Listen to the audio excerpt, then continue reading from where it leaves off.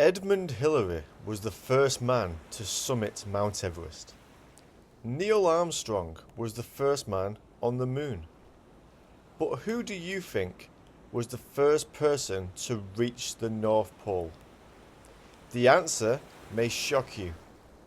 It's actually one of history's most controversial yet forgotten topics, involving lies, deception, and betrayal, turning two former friends into bitter rivals and changing the course of history forever.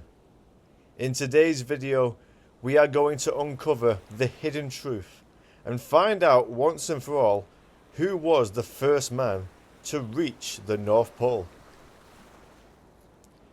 Okay, so unlike the South Pole, which is on a continental landmass, the North Pole is situated in the middle of the Arctic Ocean, covered by shifting sea ice. This makes pinpointing the exact spot challenging, as the ice is constantly moving.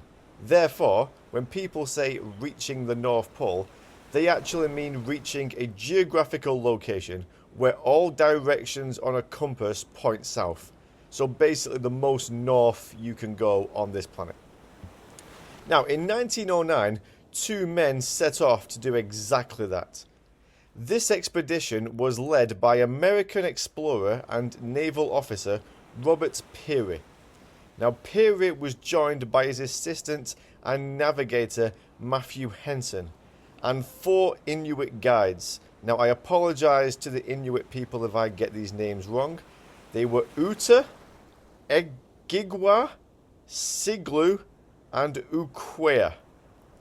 Now, when the 6 men embarked on their journey from Ellesmere Island, they had no idea that this would become one of the most controversial journeys in history.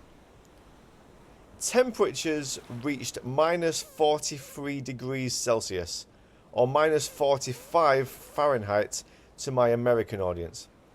Now, without warm clothing, most people would be dead within 30 minutes at this temperature.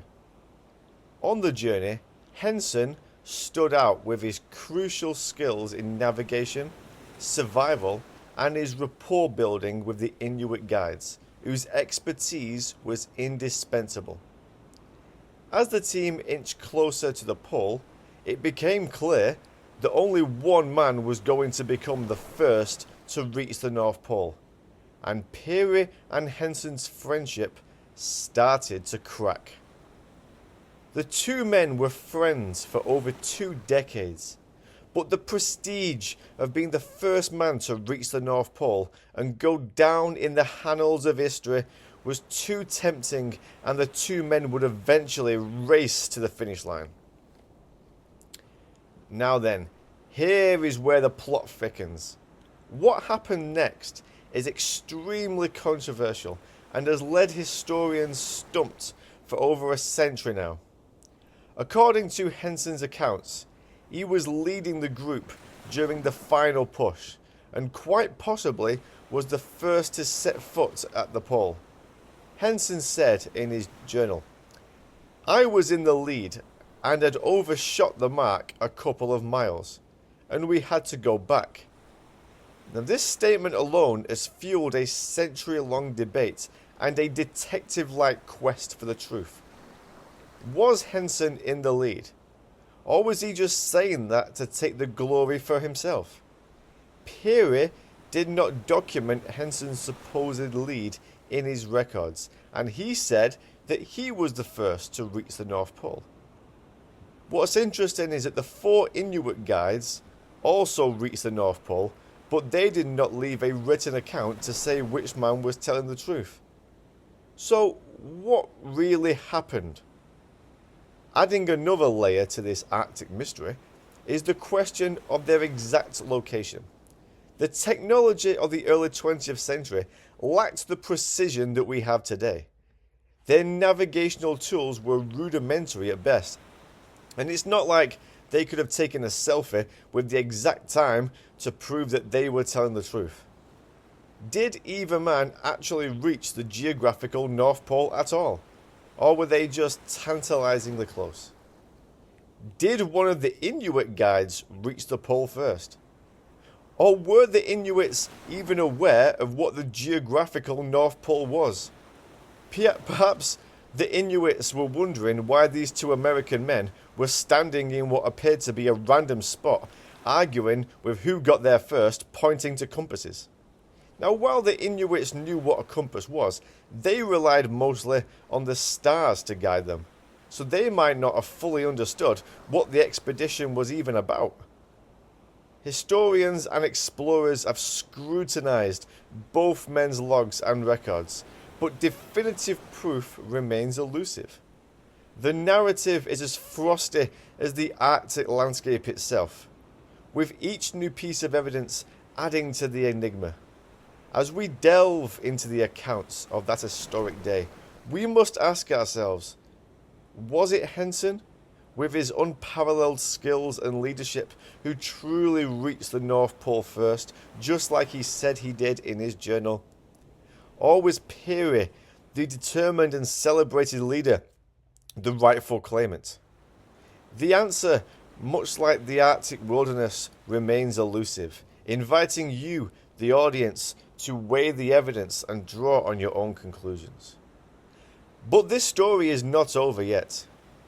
I have one more plot twist to tell you. Okay, so I have purposely left this information out, and for a good reason. History is about uncovering the truth, not confirming one's conceived notions. But before I reveal one last piece of information, I want you to pause the video and comment down below. Who do you believe was the first man to reach the North Pole based on what you've heard so far? Based on just the evidence alone? And while you're down there, please like and subscribe. It really helps me out. Okay, are you ready? Here it is. This is a picture of Robert Peary. He was the man given the credit for reaching the North Pole first, perhaps because he was the group's leader. But when I show you a picture of Matthew Henson, you might understand why in 1909 society dismissed his claim that he reached the North Pole first. That's right, Matthew Henson was an African American. It is quite possible that Henson wasn't given the credit he deserved due to his race. Remember, he said himself he was in the lead. The same can be said about the Inuit guides, who were given even less of a mention than Henson was. So what do you guys think? Could Henson's race have been the reason his claim was dismissed? Or do you believe that, regardless of race, one man was trying to take credit away from the other? Do you think the Inuits were probably the first? Let me know what you think in the comment section. I'm really interested to know as to what people think, and please keep your comments civil. Thank you very much for watching. I hope you enjoyed this video. I enjoyed making this video. Please like and subscribe, and I'll see you next time. Thank you.